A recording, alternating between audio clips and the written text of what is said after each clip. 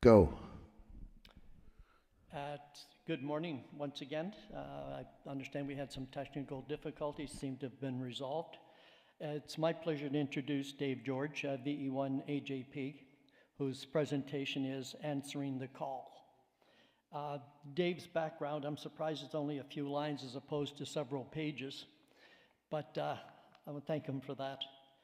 In the early 80s, Dave was what they call a scannerist. He listened to scanners from the time he got up pretty much to the time he turned in. But then he visited the local amateur radio stores, R&S Electronics, and he got to know a gentleman named Cliff Mullen, VE1BNK. And for some reason, he suggested to Dave to get involved into amateur radio and get his license as an EMO participant at the Waverly Ground and Search and Rescue team, and they were looking for operators. He became VE1AJP in 1984 and joined the Search and Rescue team.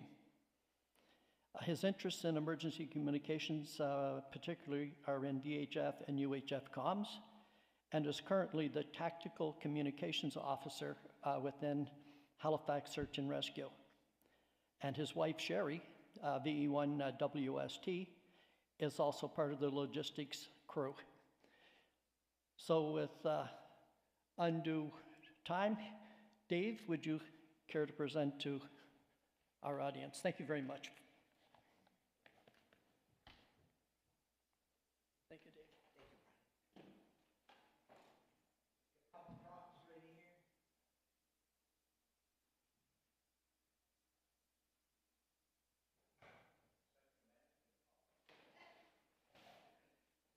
Get my notes.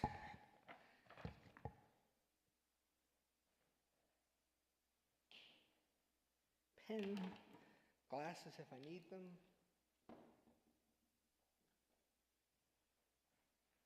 There, I think we're good. Good morning, everyone. Thank you so much for coming today. I will have a number of pictures that are kind of important, so if you can't see the screen over there, I could kindly ask you to move over on this side so that you can see the pictures. Anyway, Brian Allen said I should start out with a joke. So one of our local amateurs, whose name shall not be mentioned, decided that he needed to make the pilgrimage to the greatest of all amateur sites, the Daytona Convention. So he went there and he had the most amazing time, saw the most wonderful things, got caught up with everything that convention offers. So when it was time to go home, he had all these things that he had gotten. He'd been to all the flea markets. So he had his luggage filled with stuff, he had his carry-on filled with stuff, and then he had stuff left over. So he was stuffing stuff in his pockets, tubes, electronic components, keys, mics. And when we went through the security gates at the airport, all the alarms went on, and security people came and whisked him away to an interview room. And he tried to explain why he had all this stuff. So then they took him and put him in an exam room and gave him an exam worthy of a CSI episode. Then they brought him back to the interview room and said, well, we have some good news and some bad news. What's the good news? First of all, we don't see you as a threat. We're going to let you come onto the flight. What's the bad news? Well, sir, you have an enlarged prostate. My title of the presentation is Answering the Call, and it's kind of a retrospective view of the last 40 years of my amateur life, and things that I have participated in, and things that amateur radio have done, and it's kind of defining moments, in my opinion. But first, a little icebreaker. Next slide. Okay, moving right along. Next slide. I wanted to talk about the Andrew Warburton search, which is July 1st, 1986. Next slide. I can't even see that from here. So Andy Warburton was 9 years old, and he disappeared in Beaverbank. And Andy might be described as being on the autistic spectrum today, and we hadn't heard that word back then. So he went to go swimming in Tucker Lake, which is about 100 meters away, with friends and some cousins, and he never made it there. And we had 251 trained searchers, 400 military personnel, and 5,413 what we call spontaneous volunteers. Also, there were 60 amateur radio operators. As I look around the room, was there anybody in the room that was on that search? John Campbell of E1BIR there? He was there. I was there. We even had psychics called in, and they flew them around in helicopters over the site, and they were doing the, ooh, I see him, he's by water. Well, no matter where you are in Nova Scotia, you're by water. Every swamp, every lake, the oceans. Also, I can hardly even see that. It ended up to be the longest, the largest, the most intense search that Nova Scotia ever had up to that point. It was 166 hours involved in that search. Unfortunately, Andrew was found deceased about 4.5 kilometers away from where he went into the woods, from the house that he was staying at. Next slide. So we had a number of issues. First of all, too many spontaneous searchers. Just all these people came up. I'm going to have to turn around for a minute. And no one was trained to handle that many searchers. Many mistakes were made, and many rumors were circulating with all the misinformation that was out there. It was a media circus. There was infighting, and it was crazy out there. Next slide. So the amateur radio role was net control aboard the command bus. Most teams had an amateur radio operator that went into the woods with them. We set up communication with the RCMP, EMO, all the helicopters, the fire departments, the military, and the Department of Natural Resources. And we acted as universal translators. And I think that's one of the things that amateur radio does the best. We were aboard that command vehicle, and we had every type of radio on board there because everybody had something different. Some teams use CB. Some people use marine radios. Some had fire department mutual aid radios. And but we were able to put that all together. And Britt Fader, we have the Britt Fader Memorial Award. He was the guy in charge aboard our command vehicle back in the day for the radio system. And amateur radio was the shining light in all of this. It was the system that you could count on. And one of the radios out in the woods at the time was these assortment of bucket radios. That takes 8 D-cell batteries. It's very heavy, and the Department of Natural Resources dropped all these radios off, so you would pick up one if you weren't an amateur, and you would go through the woods carrying that, holding it in your hand for the next 6 hours or so. They worked really well, but my goodness, they were heavy. Next slide, please. So what were the lessons that we learned there? I should have printed all this stuff out, but anyway, it was a tragedy, but it was there we go. Though it was a tragedy, it was the catalyst for a huge change in how search and rescue went in Nova Scotia. We implemented the incident command system. We have standardized training, standardized radio systems. We're now using GPS tracking technologies, and all of that came out of this search. And the SAR teams in Nova Scotia are some of the best in Canada. We are the lost person capital of Canada. We have more people lost in Nova Scotia than almost anywhere else. And if you could bring that forward one more time, please. Thank you. And we are now the Halifax Search and Rescue Team. As you can see, we have 140 members. We have a wilderness response team, 2 rescue boats, an Argo. We have drone technology, side scan sonar, GPS tracking radios. We just installed a Starlink system. We have approximately about $3 million in assets. And all that came from a very lowly beginning back in the day there in the Warburton search. Incidentally, our rescue boat rescued 25 patrons out of Dooley's Tavern there 3 weeks ago Friday night when the mall flooded in Bedford. And they could get to the front door, but they couldn't get to the cars because the current from the water was so strong, if they stepped out in it, they'd be swept out into Halifax Harbor. So the rescue boats are working really well. Next slide. How many people remember the People visit back in 1984? Any amateurs in the room were there? Show of hands? Yeah, a couple? Okay, and I don't know if you can see read the quote there. If you could bring that forward, please, for me. Yeah, to the world of 1984 and beyond, to our families and to our cities, we must bring the gifts of communion and love. We must forge the bonds of justice and peace. And that was Pope John Paul II. Next slide, please. So he was coming here because it was the first visit for a pope in Canada. He was celebrating the bicentennial of the Archdiocese. And over the 12 days, he made a huge trip across Canada, holding 40 public gatherings and stopping in most of the provinces. Next slide, please. So, facts. If you could bring that forward, thank you. We had thousands of volunteers, and they were handling everything that you can imagine. 36 ambulances were put on standby, and 24 public toilets. Did you know they have to have one toilet for every 250 people at an event? And they're affectionately referred to as the Pope Johns. So, they made up 400,000 sandwiches, and I tell you that it's a lot better than the 5 loaves and 2 fish back in the first visit. I'll tell you that much. And you could buy a wide range of goods, anything from the $3 cardboard stool to a 14-karat diamond necklace.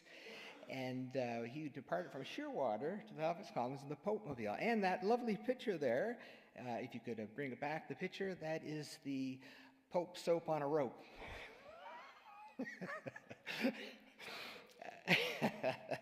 Hope you all got one. Anyway, there's the Pope-mobile. That's going down North Street there near Maynard.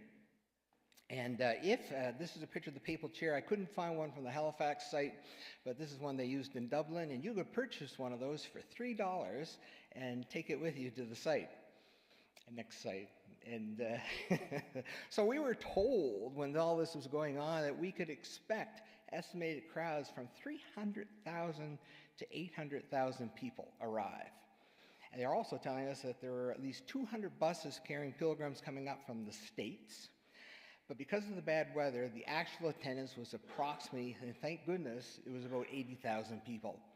And many people stayed away because of the size of the crowds, because where were you going to park in Halifax if there was 300,000 to 800,000 people? Okay, next slide. So the amateur radio roll, and if you could bring that forward for me so I can see, thank you so much. We set up at the armories. We set up a command center at the armories in Halifax. I was at the Halifax Forum, and that was a bit of a transportation hub. And the rest of the amateurs were set up in various parking areas around the city. So you would park at a Micmac Mall, and a shuttle bus would be there for you, and it would take you into the city and drop you off at different parts. And we coordinated the bus traffic on a load-and-go basis. And we also helped direct the multitude and handled and redirected any traffic and problems and things that went on. Next slide. So then we were hoping the Pope would come in. Yeah. So one of the issues that happened was a lot of the buses were coming in and dropping them off at the Halifax Forum. And most of the people coming were elderly, of course. Many were infirmed. They were expecting miracles, many of them. Why would you come see the Pope? Well, if you were sick, maybe if you touched his robe or was in where he looked at you, maybe a miracle might occur and you might be healed. And so they arrived at our site with crutches and walkers and wheelchairs. No transportation was provided. Next slide. Yeah, there we go. So here's a map of the area. That's the Halifax Forum. That's the Commons. It's a 22-minute walk. It's 2 kilometers to get there, and they just drop people off. Next slide, please. And one more slide. So what we found was we were paying attention to what was going on, and all these people were asking us, well, how do I get to the Commons? So we radioed the command center at the armories, and there was a huge flurry of activity because that was something they had forgotten to do, I guess. So they got in touch with the transit services, and they started sending buses to our location. But here's what is great about amateurs. We're so used to talking to people. We're observing stuff. We think sometimes outside of the box. So because we were paying attention, we found an issue, and we solved it, which was great. So now buses are arriving at different sites and getting people to where they're supposed to go. So that was great, one of the things that we do very, very well. In the next slide, if you could bring that forward for me, this is great. So we played the key role in the Pope's visit for sure. We moved thousands of people safely. And so as a side note, all these radio batteries became available for a certain model motor radio that we use at the search and rescue team. They were shrink wrapped, about the size of 2 or 3 D cells, and they had hundreds of these batteries left over. And so we had batteries for the next several years for search and rescue use. It was quite good. So let's see now. We'll move along one more slide. There we go. So one of the other things that we did was the Westray benefit concert back in May 15th. And the most important thing to come out of a mine is the miner, and that was by Frederick Laplay, and he was the Minister of France back in 1806 there. So that is true. The most important thing to come out of a mine is the miner. So facts, and if you could bring that up for me, I'd appreciate it. Thank you. The Westray mine is 1982 was the disaster. It was a methane gas explosion, and resulting coal dust caused more explosions, and 26 miners working that shift that day were trapped in the mine. And a lot of draggermen had gone in, and they searched through the debris over a 1-week period. Bodies of 15 miners were recovered. 11 more were left in the mine because they couldn't reach them. And when the mine closed, 117 miners were put out of work, and the litigation from that lasted years. Next slide, please. So they decided to hold this benefit concert and help raise money for the families. And it was at the Halifax Forum. And this thing started to take on a life of its own because an artist who might have been invited and say, oh, well, you should get so-and-so, and they started to come, and then they told some other artists to come. Some were invited, some just were spontaneous and showed up, and it really did take on a life of its own. I tried to find some information about this particular thing, and there's nothing online.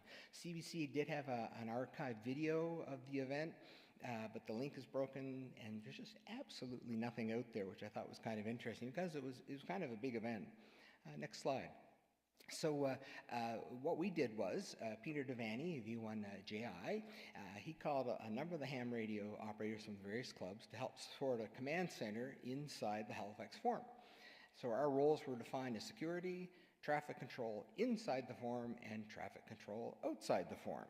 Yeah, no problem. It was great. And next slide. So a couple of the issues were, if you could bring that forward again for me, please. Thank you. Hundreds of people started arriving. First, the artists started, where are you going to put them? Where are you going to house them inside? How are you going to set them up? So we didn't have anything to do with that. But then the word spread, and the people going to come to the concert, they started arriving, and they were walking on foot. They were coming by buses. They were coming by cars. So we were out in the parking lot and looking after all this stuff, and it was a beautiful warm night. Everybody's arriving in shirts and T-shirts and shorts and halter tops back in the day, and no sweaters, just come as you are type of thing. And then after the thing ended, it froze. The temperature dropped down. We were freezing outside. Everybody coming out was freezing.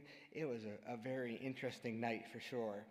So one more slide there. And so the event conclusion was, I'll have to turn around, we had a memorable evening. It went off great. There we go. Thank you.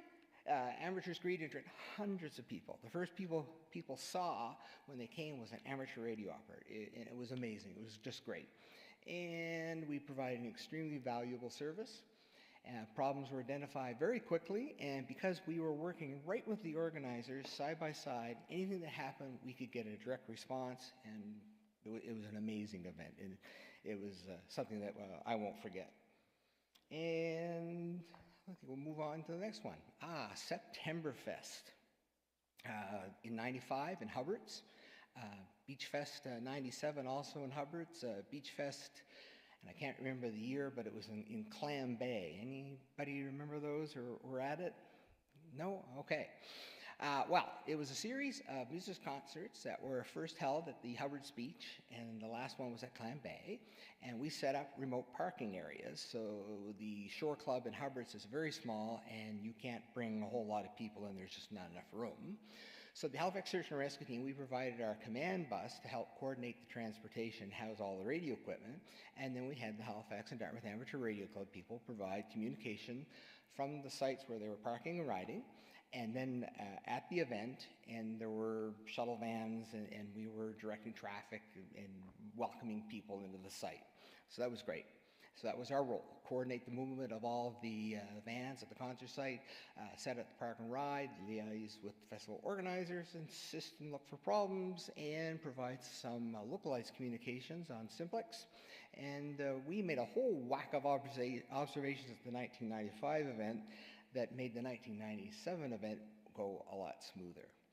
And next slide. So many problems, and that all these volunteers arrived, friends of friends, and they disappeared halfway through the event. Oh, the music's starting. I think I'll go down to the concert and see what's happening. And they just disappeared. There's nobody around doing anything. No consider for the volunteers to feed them for a 9-hour event. And they were depending on cell phones with very poor reception, and then nobody had made any arrangements for spare batteries or how to charge your cell phones if you're at a 9-hour event.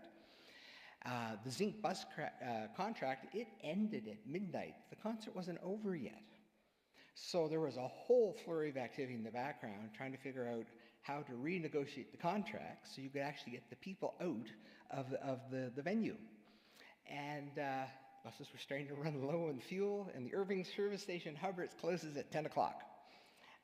So a whole lot of stuff was going on. And then when the concert ended, there were no organizers. They just disappeared. And no one was directing people onto the buses. It was crazy. So what we did, well, and if you could make that bigger, thank you so much. We took over complete control of the bus service. I found the Zinc bus frequencies. We switched our radios to the Zinc bus frequencies, and we talked directly to the bus drivers. They were parked out on the road. We told them when to come into the Shore Club, and they were in contact to us for the whole evening, and it just made everything so much better. We started directly putting people on the buses. We stayed until every person was on the site. And Maynard Grove, VE1MWG, God bless Maynard. He got out there and he was flagging bus drivers down. He was taking people and he was pushing them onto buses, and he was directing everybody where they should go and what should be done. And we cleared everybody out of there. It was amazing.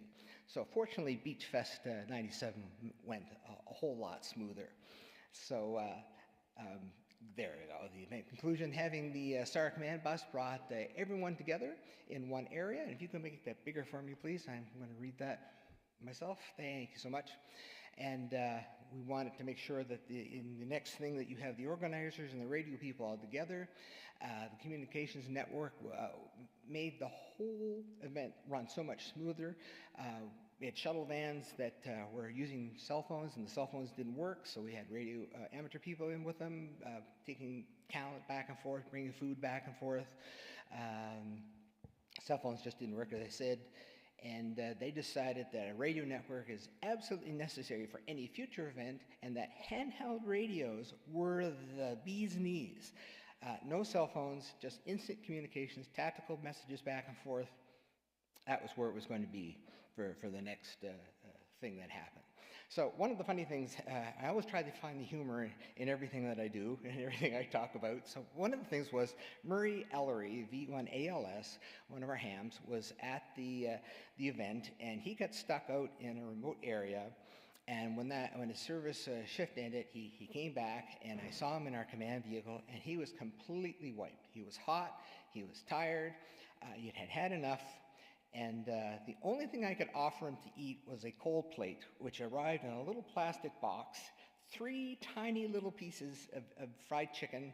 I think it was a bed of lettuce and 2 cucumbers and a dollop of cold potato salad. That was it. And he looked at me with that look, and I said, he's never going to come back and help me again. So I promised Murray, I said, Murray, I'll make sure that your next thing that happens is so much better. So the next time they did the Beach Fest it was out in Clam Harbor at Clam Bay, Murray said he'd help me. So I made sure that Murray was doing okay, so I was doing a little patrol around, and I found Murray. He was at the back of the venue site, laid back in a lawn chair. He had a clear view of the stage. He had a drink in his hand, and he was parked beside the guy who was cooking honey garlic sausages.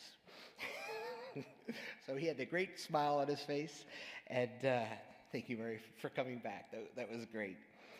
So move along then to our next one. So how many people helped out at the evacuation of the old Halifax Infirmary Hospital?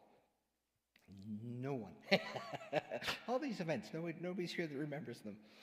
Anyway, back in March 1st of 1997, we had to evacuate all the patients out of the old Halifax Infirmary. I think it became a place back in the 1830s, I guess, when the Sisters of Charity. Anyway, it was being closed at the end of the year. So we needed to take a whole whack of people out of there. So the next slide, please.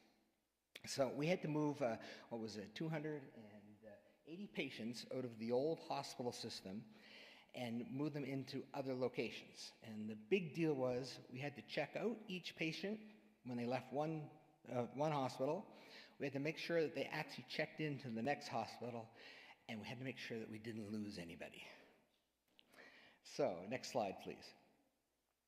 So, all the patients were moved during a 3-week period. The first groups of patients were done through transfers. They took their time, and they did 120 patients over a 2-week period. But the last day, we had to move 160 patients. We had to take them out of the old Halifax Infirmary, put them in the VG Hospital or the new QE2 Hospital. So that's where the amateur radio people come in. So next slide, please. So what we did was we set up communications in the QE2 Command Center. We provide operators at the Queen Street site, the old Halifax Infirmary, provide them at the VG site, provided them at the QE2 site, and we tracked patients leaving and we tracked patients arriving. Next slide, please. And also that we were doing the troubleshooting any communications problems that happened, and we also had to set up the EHS, Nova Scotia EHS service on the provincial disaster channel, which by the way is the 154.270 megahertz. Next slide. So if you would kindly bring up my pictures, and we'll go to the very first slide in that picture set. If you could go back to the beginning, slide 001.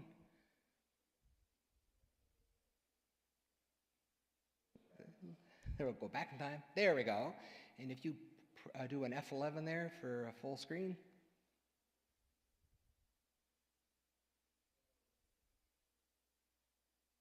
There we go. So here are the ambulances, and they are outside. They've just backed into the old VG Hospital site and the emergency department. And next slide, please.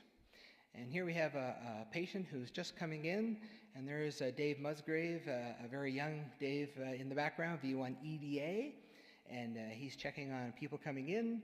And next slide. He's made a list, he's checked it twice, and he knows who's been naughty and nice. So he's conferring with a Capital Health District employee there and checking who just came through the door. And next slide. Please. And there we have a patient who's now coming into the front lobby of the new QE2 site there as well.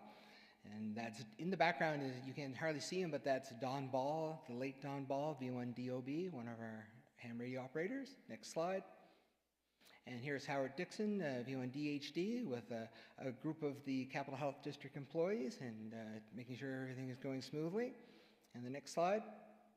And there's a very extinguished looking bunch in the front row there, left to right. My wife Sherry, V1WST, Joe McPherson's wife Joy, V1JOY, the famous and late George Dunphy, V1AGT, and there's Joe McPherson in the back, V1CH. And I cannot remember the name of the gentleman standing beside him.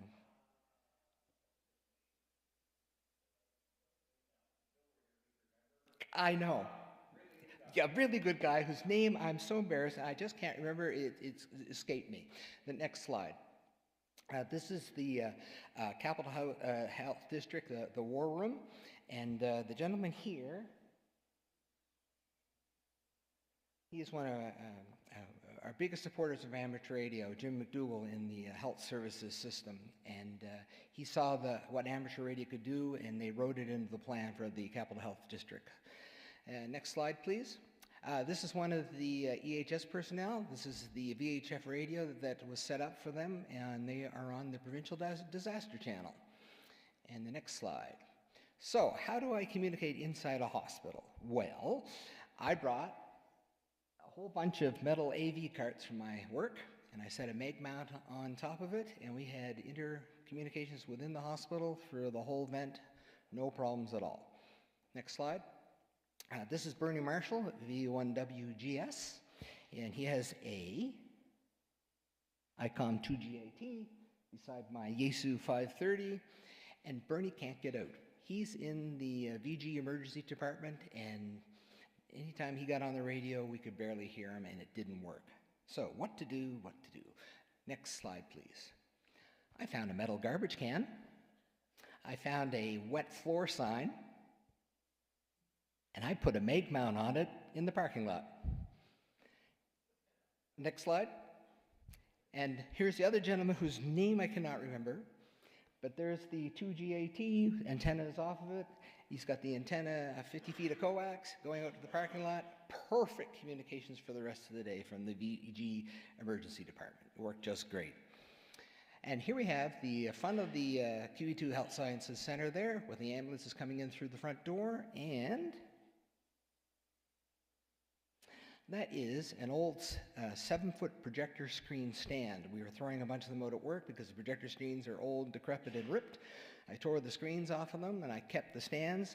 That's a make mount antenna, duct tape to the top of the thing. Worked beautifully. So just, we think outside of the box, and we do pretty good at all this stuff too. So the next slide, there we go. That is a 4-foot fiberglass antenna. I can't tell you what the maker model of it is. I duct taped it to the inside window, hooked it up to the coax, and it worked beautifully. And that's on the Summer Street side. Next slide, please. And there's a picture of it in the window. And there's the coax coming down to that other antenna that was out there. And the next slide. Okay, so if you could bring me back to my presentation, please.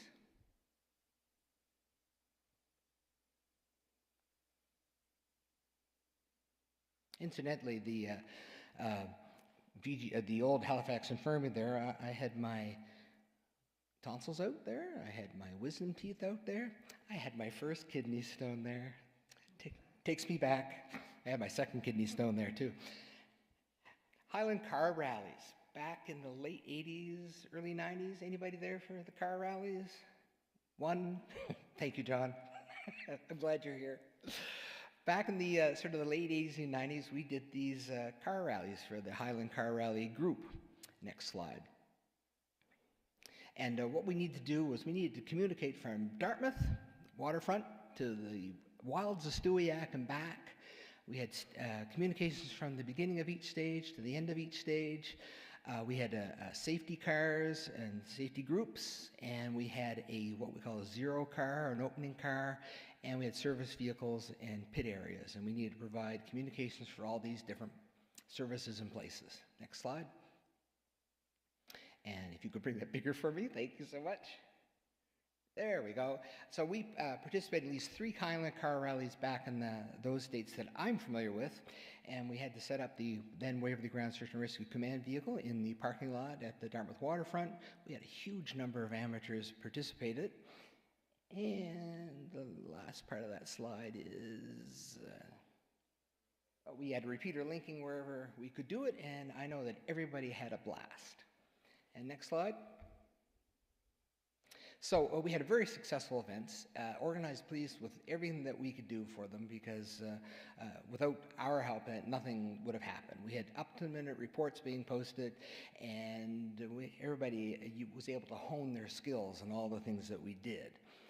So one of the funny things that happened is they had this zero car, and the zero car goes on the race course at full speed, and what they're looking for is any safety concerns, anything on the road, anything that might interfere with the cars. And so they would send this car out just before each race started. So the late Gary Bartlett, V1RGB, was in this vehicle, and he had an Asden PC 6000 radio, if I remember correctly. The race car was small, it didn't have air conditioning, it was a hot day, and at those speeds, a lot of heat was being generated, and his Asden radio kept shutting down. So he had to hold it out the window as they were driving to cool it down. So the Zero car was sent out on the course. They were racing through. Gary's in the car, telling us what's going on. And lo and behold, a school bus pulls out onto the race course filled with blueberry pickers from one of the fields. So Gary's in the car, they stopped. They said, look, we've got a race coming through. You guys have to get off the course. So they said, okay, that would be just fine. So Gary races off ahead. And this is at the end of that stage, so most of the amateurs are finished doing what we're doing, so we're all gathered up on a hill watching the race course at the end of the stage. We see this big cloud of dust in the distance, and all of a sudden the Zero car comes tearing along. There's Gary with his radio out the window, cooling it, and so he goes by, and we're like, yay! And we look, and there's another huge cloud of dust. There's the school bus trying to keep up with the Zero car. They hit a small mound, got air on the school bus, it goes down, blueberries flying, kids screaming. Takes me back. So, what did I have else here? Good, we'll move on to the next slide. Almost over. The Swiss Air Flight 111. September 2nd, 1998. I guess I've been told there is going to be quite a memorial celebration coming up soon. So next slide, please. So the Swiss Air Flight 111 with 215 passengers and crew had crashed just off of Peggy's Cove, about 5 nautical miles, at about 10:31 p.m. And it was determined that an electrical fire in the ceiling in the forward area took out most of the systems one after the other, rendering the aircraft inoperative. And there were no survivors on that. And we recovered approximately 98% of the weight of that aircraft. And the search and rescue operations continued for 58 days after the first call that had gone into the ocean. And I checked some of the background stuff. They had 21 ambulances dispatched to the Bayswater site initially. And if you go to the next slide, please. So the first call came in as a small plane crash. A small light plane may have crashed into the water off of Peggy's Cove. A couple friends had called me up that night. They were listening to the scanner, and there was some stuff going on. And it was like a small plane crash. So I got a call from Barry Manuel, the EMO coordinator for HRM. He says, there's something going on at Bayswater. Would you go out and see what's going on and report back? So I did, and my wife and I went out there, and we met with the fire department, and their command vehicle just arrived at Bayswater, and we were trying to figure out what was going on. And as you probably read, there were paraflares going in the air. There was fire department volunteers on every vantage point looking out to the ocean. The fog could come down, and all you could see was just a few feet above the ocean, but it was so calm and clear. And all of a sudden, we got unconfirmed reports that survivors were coming ashore at Peggy's Cove. So we all booted it to Peggy's Cove, got there, and realized that that was false information. There were no survivors coming ashore. The cell service was quickly overloaded. It was a small area, of course. And the 800 megahertz system that HRM uses for the fire, police stuff that didn't go that far. Amateur radio was the only means of communications from Peggy's Cove back to the city. And we established a VHF net on a V1 PSR with a net control station at Tom Caseness' place. He operated and other amateurs out of his home for the next 6 days. Next one, please. That's the HRM command bus. I couldn't find too many pictures at the time from Peggy's Cove. I didn't have a camera with me at the time, but anyway, that is the old HRM command vehicle that we set up in. So we set up communications in that vehicle, and we acted as the scribes for Barry Manuel as well. Lynn Bowser was glued to Barry Manuel's side, and whatever pager messages came in, whatever phone messages came in, whatever was going on, she was busy taking notes for Barry. And we also manned the checkpoints in and out of Peggy's Cove, and manned the net control station. and the comms, we were communicating with the Emergency Operations Center back in Dartmouth and the morgue at Shearwater. Next slide, please. So, tidbits. No cell service much to speak of. And I got there, and there was this boom truck that somebody had brought in. So it was just a boom truck. It was up in the air. There was an antenna, looked like it was duct taped to it. They had a portable generator on it and a box of assorted gear and things. That was Maritime's tell and tell portable cell site that they brought in. It worked, and kudos to the people that had quickly set that thing up. But Cantel was there. Cantel was the little cell service provider. They had a professional repeater trailer, all the labels on it, the decals, all set up, ready to go, push a button, everything worked. The phone company came in and they installed 82 phone lines a couple days later to the various command locations over the next couple days. Cell phones were redistributed as new cell sites popped up. Over 120 ham radio operators answered the call that night. And we found out that mag mount antennas don't stick to an aluminum roof on the command vehicle, but duct tape works just fine. So we had mag mounts with duct tape all over that vehicle that you saw there. So next slide, please. And so amateurs play well with others. I mentioned the universal translators. We had set up communications for that command bus. We were talking to the Red Cross. We were talking to the Provincial Emergency Operations Center. We were at base operations at Shearwater, the morgue. We had the net control stations. We had marine sources we were talking to. We had the Coast Guard we were talking to. Military aircraft on 5717 kilohertz. We also set up local 2-meter simplex communications that the RCMP took advantage of with our own operators.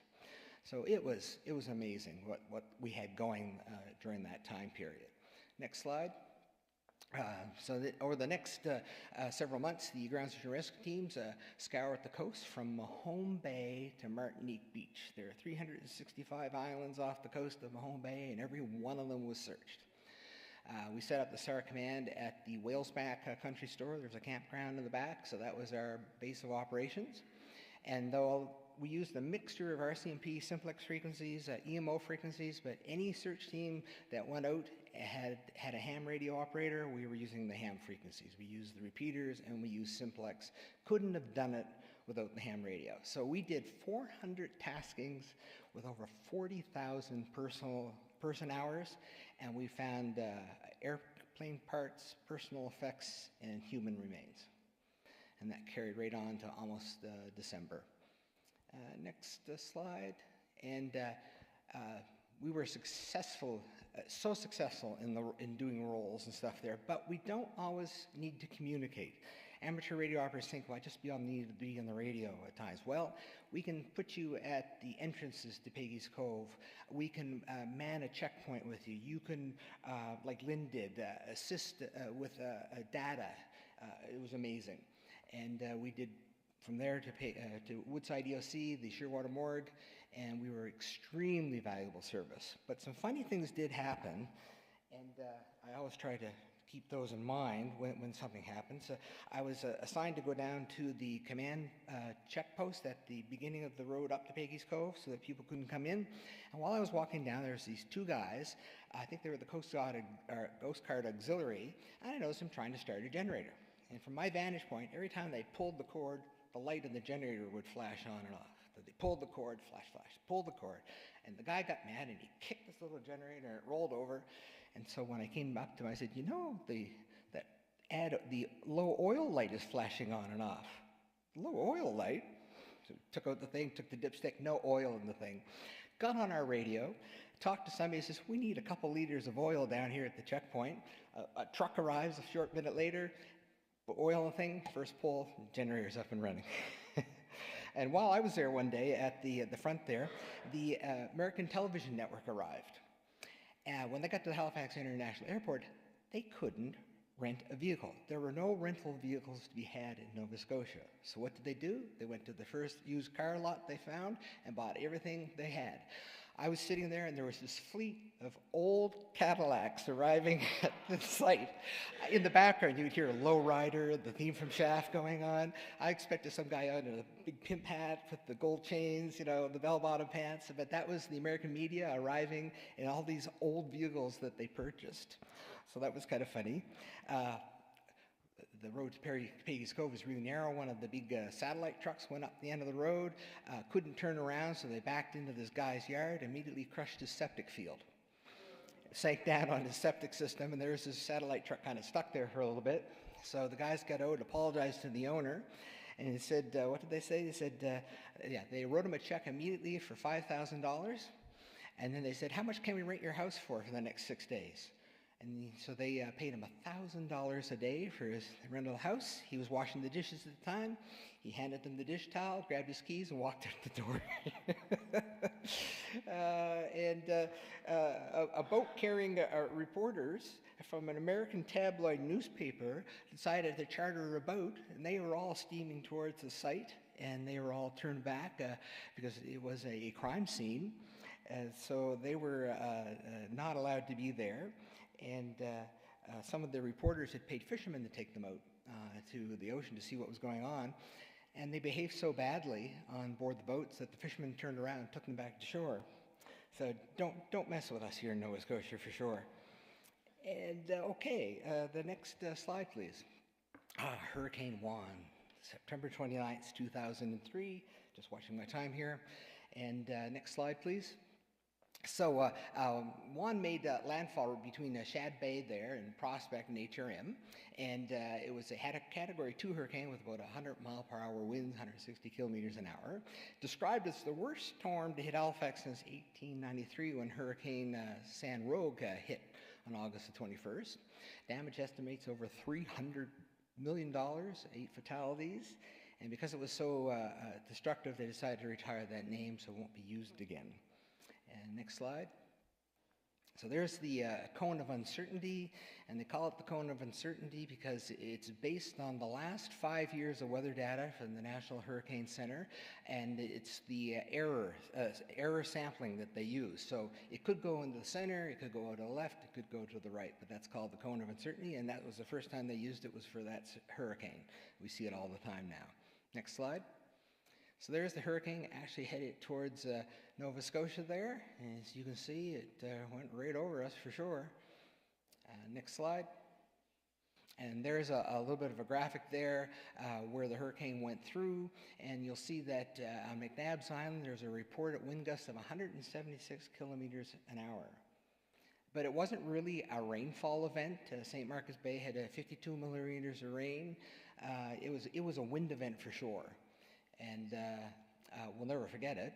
The next slide, please. And so the Emergency Operations Center was active, and with amateur radio operators there. But during the initial stages, many of us were without power, and most people couldn't get to the EOC as well. But sorry, I should say that happened after, but during the initial stage, we were out actually on the roads. We hadn't been pulled back. We were out on the roads, and we were providing reports. Some of it were at the ocean checking on wave action. People were around to see if any roads were closed by trees and stuff like that. And we had to get her off the road at 10 o'clock p.m. as the things got worse because the trees were falling all around us. If I remember correctly, John Chambers, one of our ham radio operators, was down at the Halifax waterfront reporting. He opened his car door, a gust of wind came along and blew the door off the car. So anyway, it hit with a vengeance around 2 o'clock in the morning. The power failed. It was eerie. It was dark everywhere. My wife was 8 months pregnant in August, and we were walking up, or September, we were walking up the street, checking on people, and we just couldn't get through the tree. It was just amazing. So much damage. And most people were trapped in their homes because the trees were down, the streets were unpassable, and commercial and amateur repeaters were on generator power or batteries. If we can have the next slide. So most of the commercial stuff was still up and running. It really wasn't a communications emergency. Some people still had their phones. We were asked to stand by, and that was maintained. But more of the pressing problems were that we needed to get the road cleared, because since everybody's running on generators, all the commercial stuff, we need to get fuel trucks there. And I guess it was Dick Grant of V1AI that actually intercepted some communications on a scanner and was able to redirect a fuel truck to one of the commercial sites. I don't know, it was the hospital or one of the EMO government sites that desperately needed fuel, and we were able to do some redirecting because we were using our universal translating capability. We were listening to what was going on around us. And one last slide thing at the bottom there. Oh, yes. We resurrected a damaged fire department repeater system for VHF paging and the 800 megahertz repeater system that fire and police used in the east end of Dartmouth. And we were able to also hook a generator up and provide power to a telesite that was running on batteries. Next slide. Okay, if I go back to our pictures there for the second batch.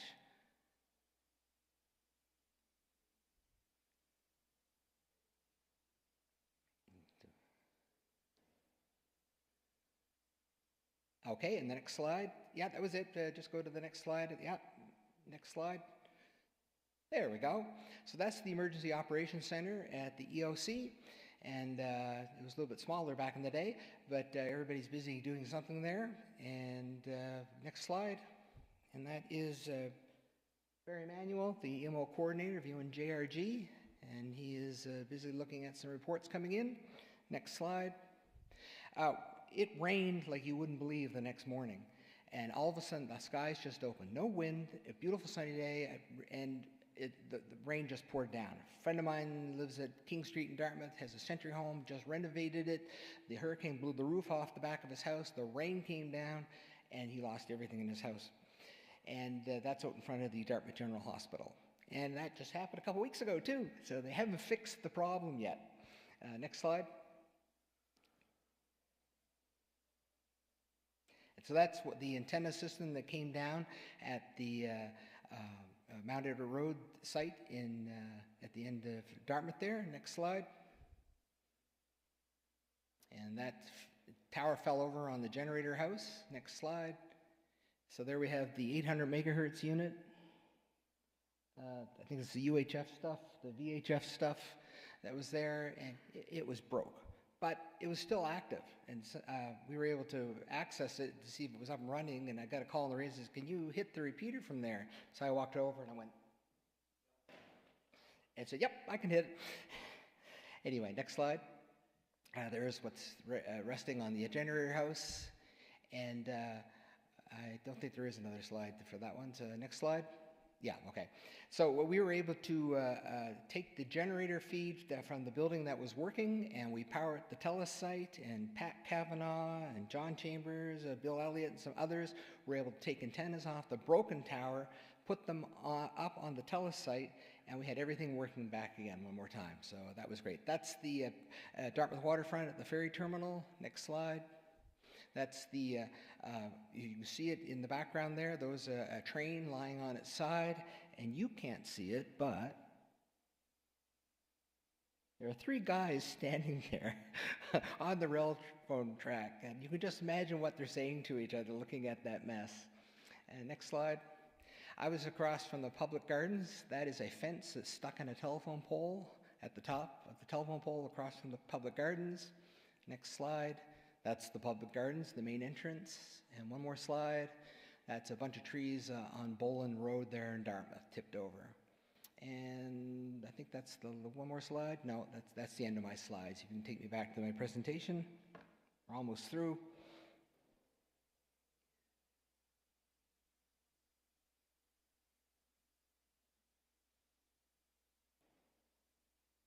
Alt-Tab.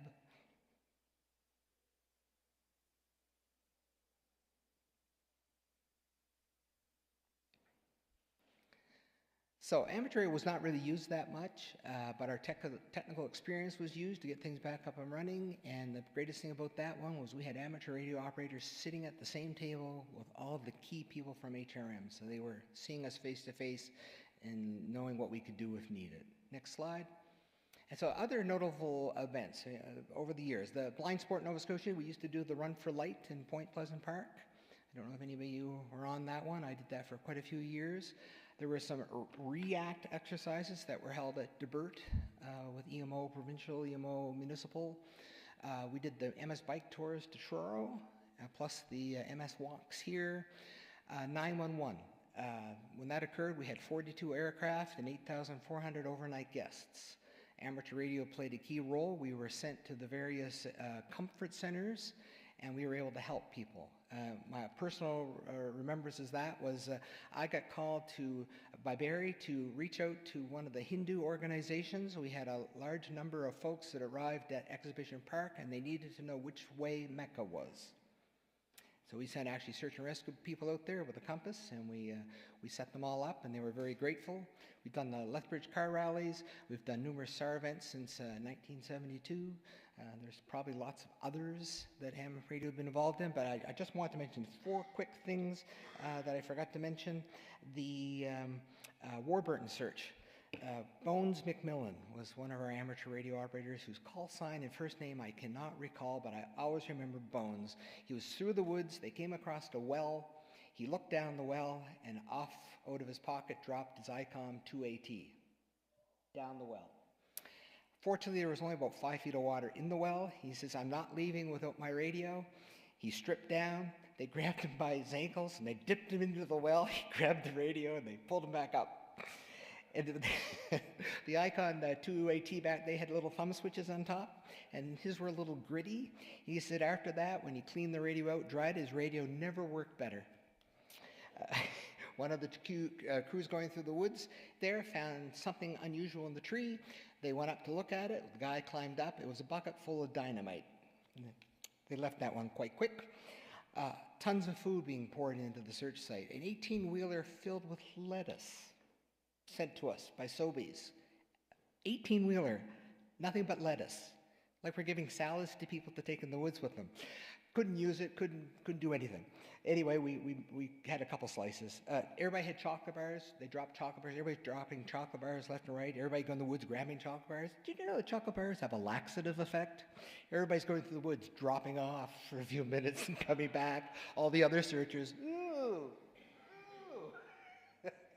Yeah, and then one of the search teams went into the woods the next morning with, I don't know, it was 18 people on them, and they came out with 30 some odd people. It was all the neighbors who got lost in the woods the night before, had no idea where they were, and they all came out with the search team the next morning. Anyway, thank you so much for your attention. It's been a great journey for my 40 years. I'm looking to quite a few more years. Thank you.